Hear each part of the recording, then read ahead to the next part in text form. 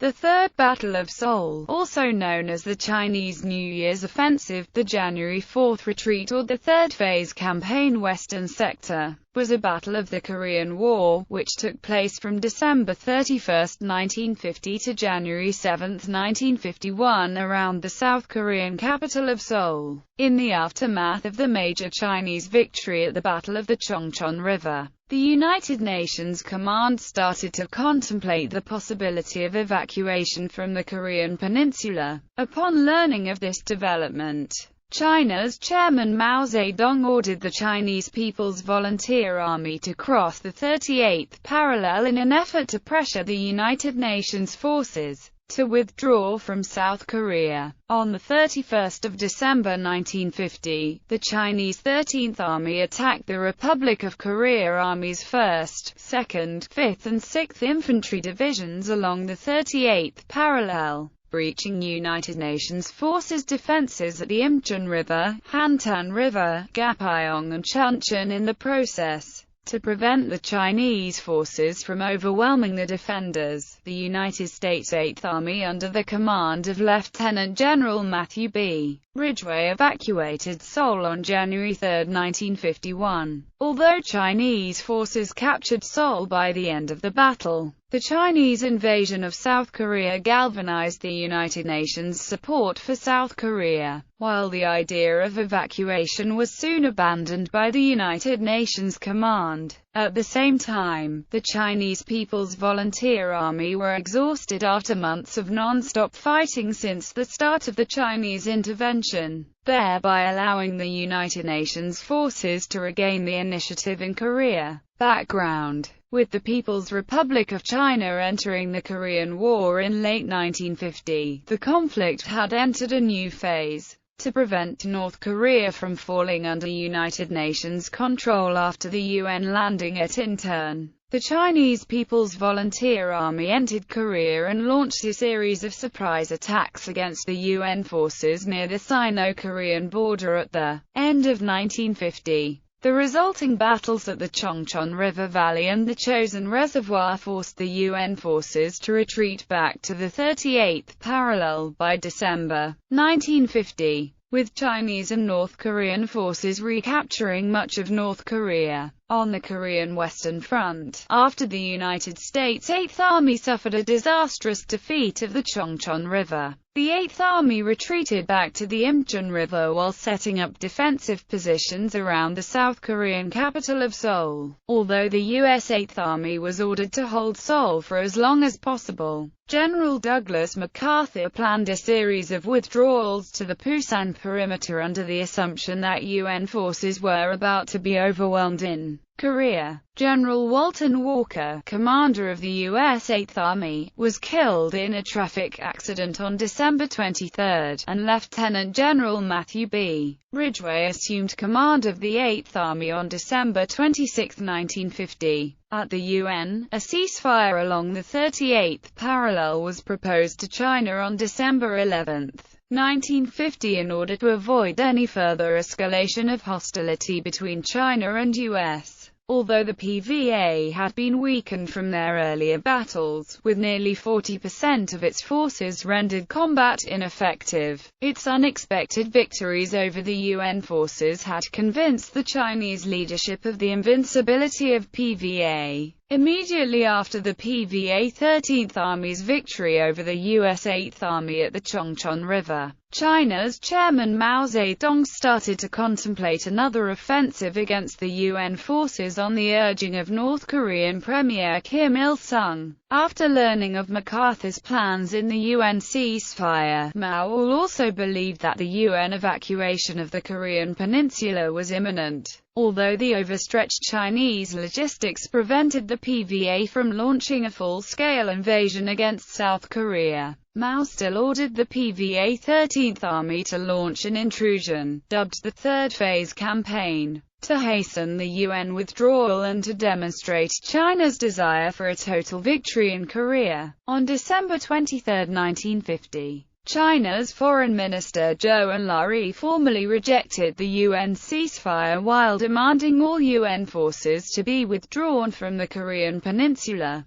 Prelude. Locations, terrain and weather. Seoul is the capital city of South Korea, which is roughly bisected into northern and southern halves by the Han River. Seoul is also located at 35 miles south of the 38th parallel. The battle was fought over the UN defenses at the 38th parallel, which stretches horizontally from the Imjin River mouth on the Korean west coast to the town of Chuncheon in central Korea. A road dubbed Route 33 runs south across the 38th parallel at the Hantan River, passes through Uijeongbu, and eventually arrives at Seoul, and it is an ancient invasion route towards Seoul. Another road ran across the Imjin River, and it connects Seoul and Kaesong through the town of Munsan and Koyang. Finally, a road runs through Chuncheon and it connects to Seoul from the northeast. The harsh Korean winter, with temperatures as low as -20°C, had frozen the Imjin and the Hantan River over most of the river crossings, and it eliminated a major obstacle for the attacking Chinese forces and strategies. By December 22, 1950, the U.S. 8th Army's front had stabilized along the 38th parallel. Just days before his death, Walker placed the U.S. 1st Corps, the U.S. 9th Corps, and the ROK 3rd Corps of the 8th Army along the 38th parallel to defend Seoul. The U.S. 1st and 9th Corps were to defend the Imjin and Hantan River respectively, while the ROK 3rd Corps were to guard the areas around Chuncheon. The boundary between U.S. 1st and 9th Corps was marked by Route 33, and was defended by the ROK 1st Infantry Division on the west side and the ROK 6th Infantry Division on the east side. Because the South Korean forces had suffered nearly 45,000 casualties at the end of 1950, most of the South Korean units were composed of raw recruits with little combat training. After inspecting the front just days before the battle, General J. Lawton Collins, the U.S. Army Chief of Staff, concluded that most of the ROK formations were only fit for outpost duties.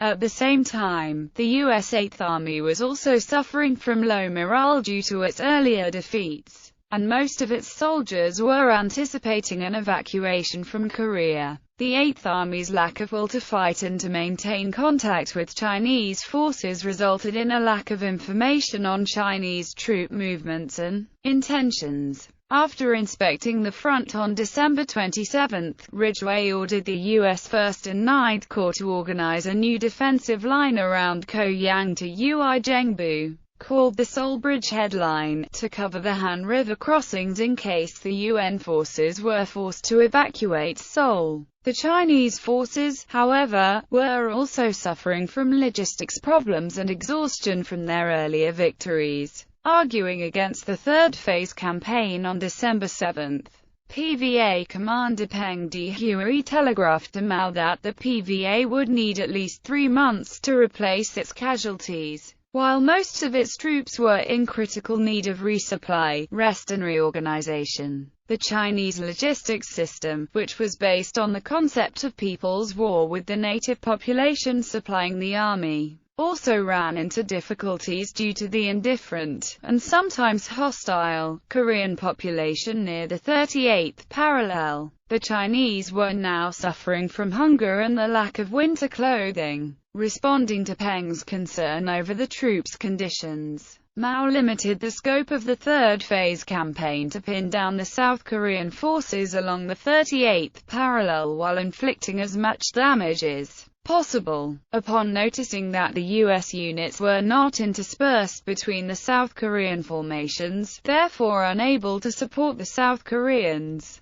Mao ordered the PVA 13th Army to destroy the ROK 1st Infantry Division, the ROK 6th Infantry Division and the ROK 3rd Corps. Following Mao's instruction, Peng placed the PVA 38th, 39th, 40th and 50th Corps of the 13th Army in front of the ROK 1st and 6th Infantry Division, while the 42nd and the 66th Corps of the 13th Army were moved into ROK 3 Corps sector. The start date of the offensive was set to the 31st of December in order to take advantage of the night assault under a full moon and the low alertness of the UN soldiers during the holiday. For the same reasons, Ridgway had predicted that the 31st of December would be the likely time for the new Chinese offensive, believing that the destruction of the South Korean forces at the 38th parallel would render the UN forces incapable of counterattacks in the future. Mao promised to pull all Chinese troops off the front line for rest and refit by the end of the campaign.